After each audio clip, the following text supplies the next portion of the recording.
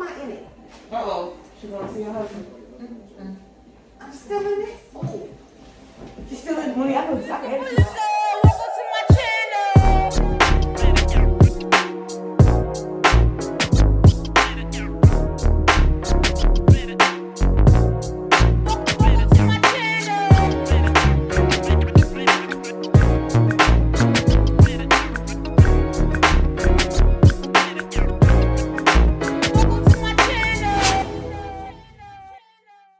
Hello everybody and welcome back to my channel. I am Mitchellette and this is Immaculate Life. I hope you all are doing well and staying safe.